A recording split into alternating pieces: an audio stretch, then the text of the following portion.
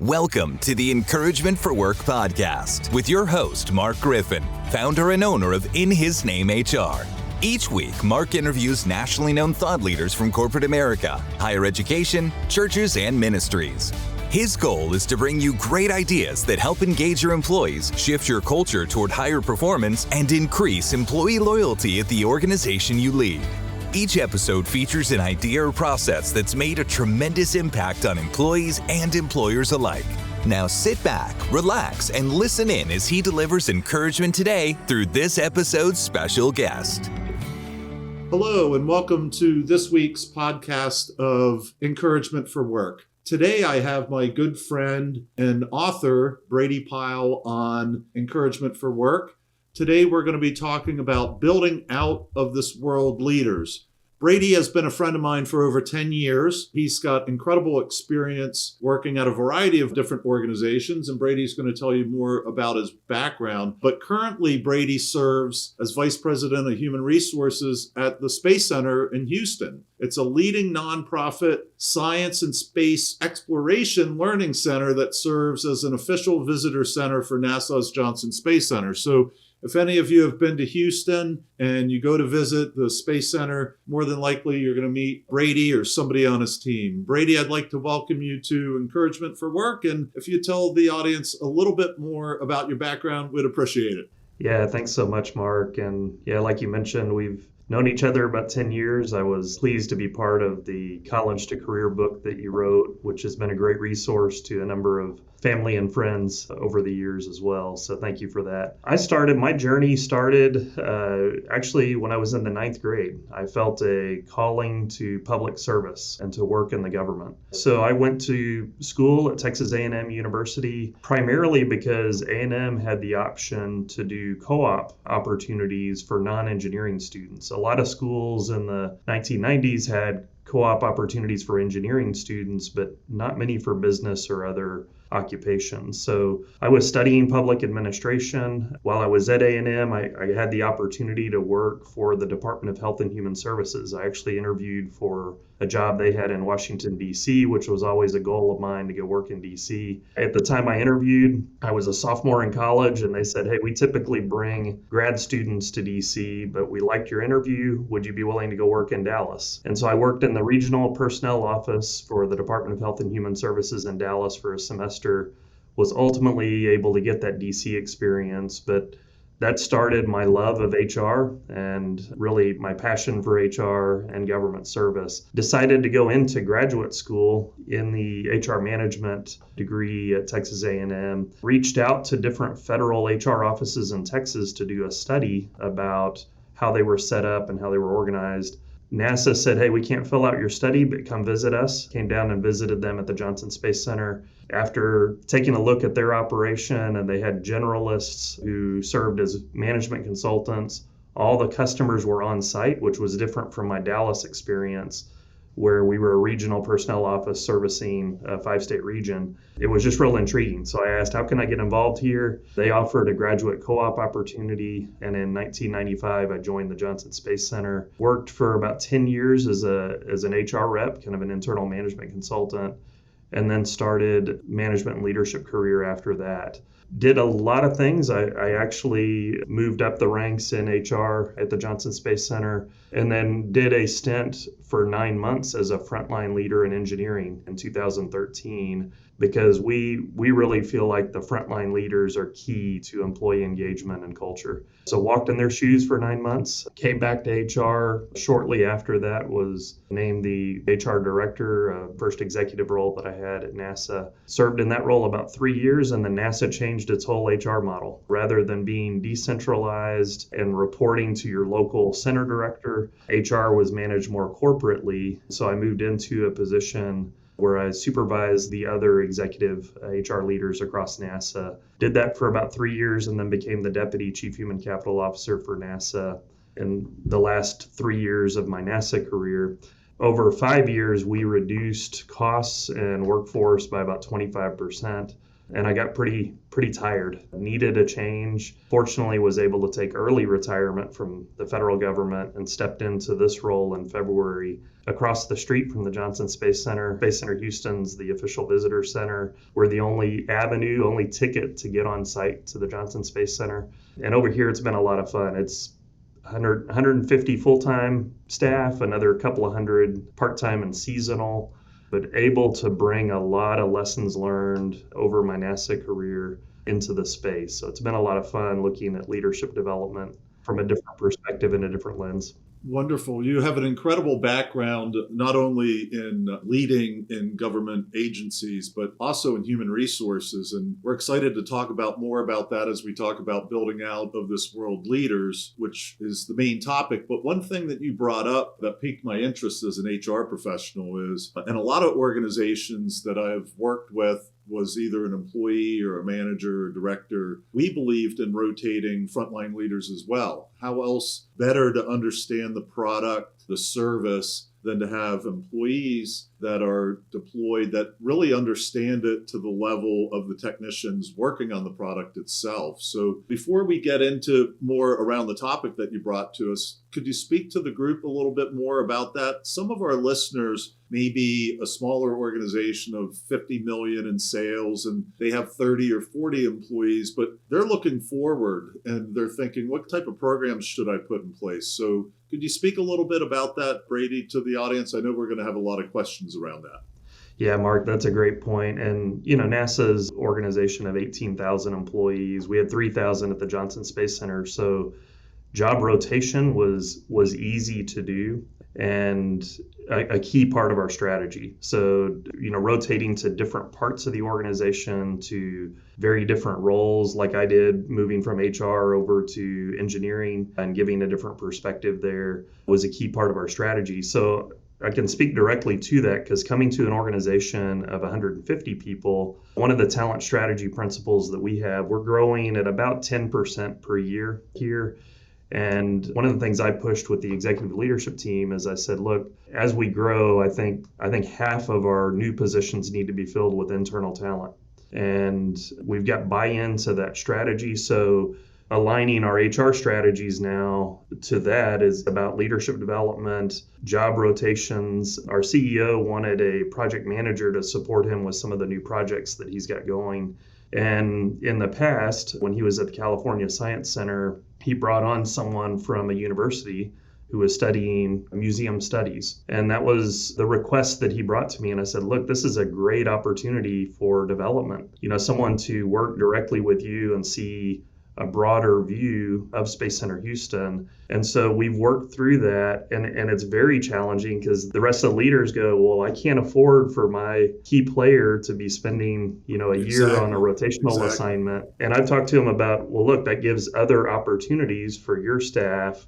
Maybe we do rotations internally to fill that gap. Eventually, we're going to have to hire someone down the road to fill the empty space, and we're budgeting for that. But it's working through those discussions is very important, and I think everyone is realizing now as we're actually going through the interview process now. We get some key people that will be tough losses where they are, but wow, what a great development opportunity! Of course. To basically shadow the CEO and kind of learn more about the organization. So we are working our way through that, and I believe that's a huge part of developing leaders. Yeah, I do as well. And I look at it kind of as future casting. Take the current organizational chart and say 5 years from now, what do we want it to look like? What positions are we going to need? And do we have that internal talent? And then bridging the gap. So you need to train the internal talent to fill those gaps, so that when you're ready to expand, those folks can be deployed. And those are usually the people that are going to stay most committed to you, right? Because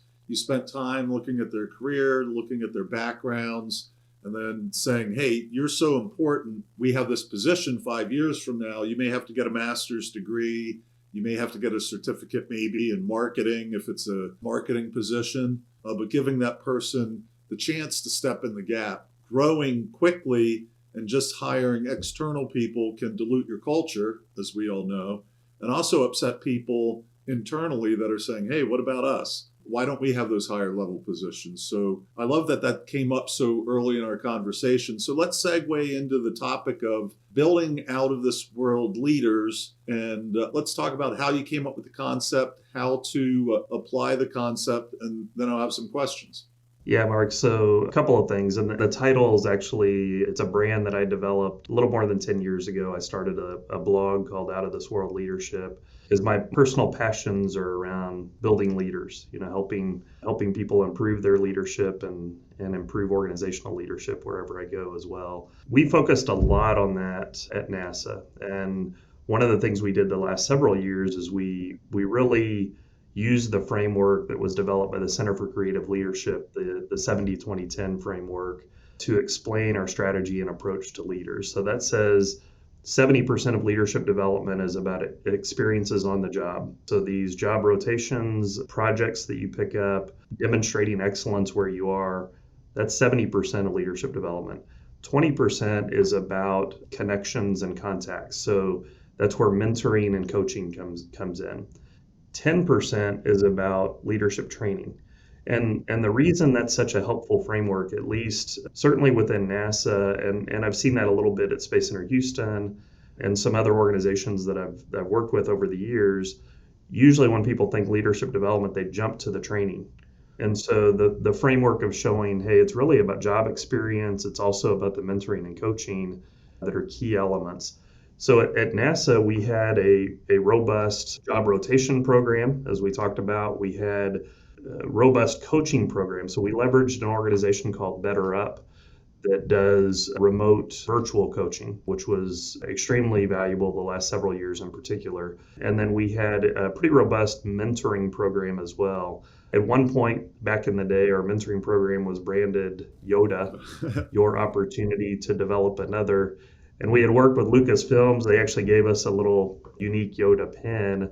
We actually had to move away from that branding as we saw the research on mentoring was showing mentoring needs to be two-way. Sure. And so the sure. Yoda branding was getting in the way of the two-way and a reverse. Yeah, it'd be confusing. I understand. Right.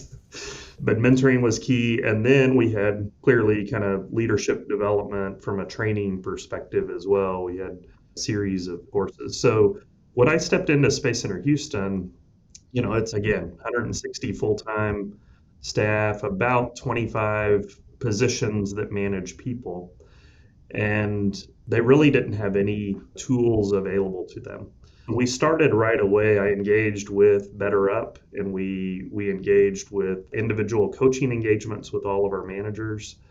The organization was willing to make that investment. It was about $3,000 a person for a 6-month coaching engagement. And those engagements were driven by the individuals. What did they want to focus their development on? Then we started a cross-department mentoring program because, again, we're in periods of growth. So really wanted to build those relationships and knowledge networks kind of across the organization and across departments. And then we've started introducing some of these job rotations as well.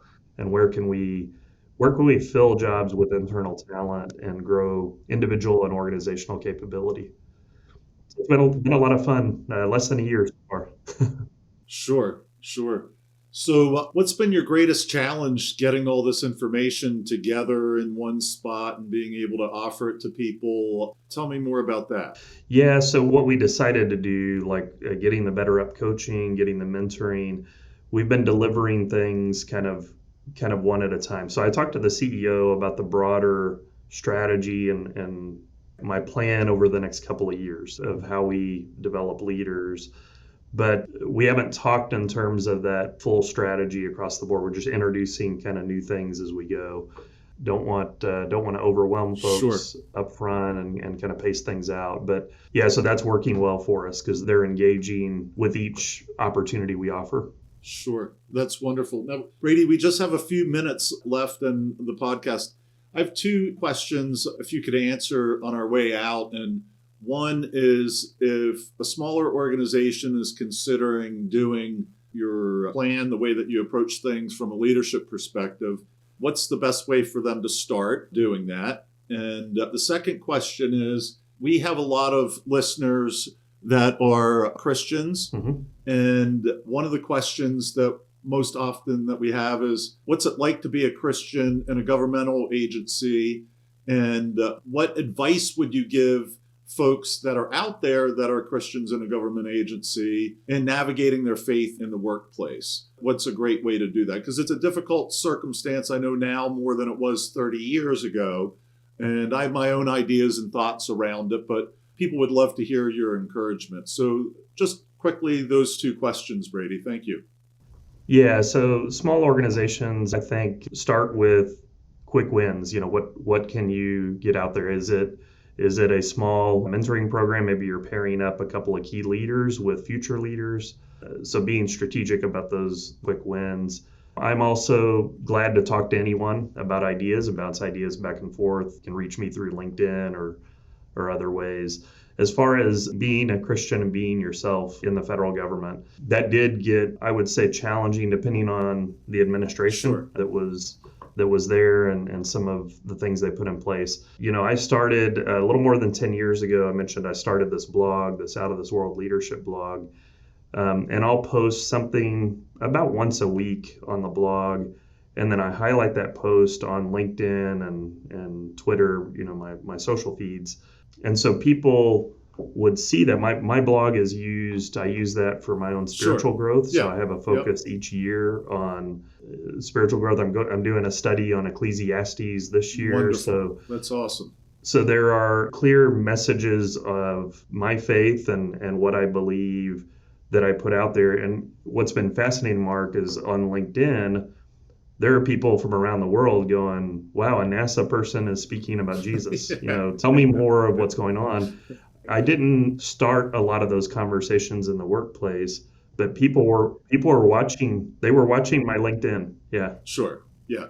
And that's amazing, brother. And I love that we're closing on that soundbite because we are the modern day disciples. Jesus gave the message. He said, go out to the world and tell them, which said, go back to the workplace. And that's what we're all about, is being authentic, not being offensive. And when people see the light and they have questions and they say, hey, Mark, what's going on? Why are you so happy? The whole world's collapsing. We can tell them what the message is. That's not illegal and it's not disruptive to the workplace. So you gave a key thought and idea, Brady, to so many people, and we're so blessed by it. I want to thank you again for showing up for this podcast, and we're excited to get it out to the listeners. We'll be praying for you in Nassau, and God bless you and have a great 2024. Bye-bye now.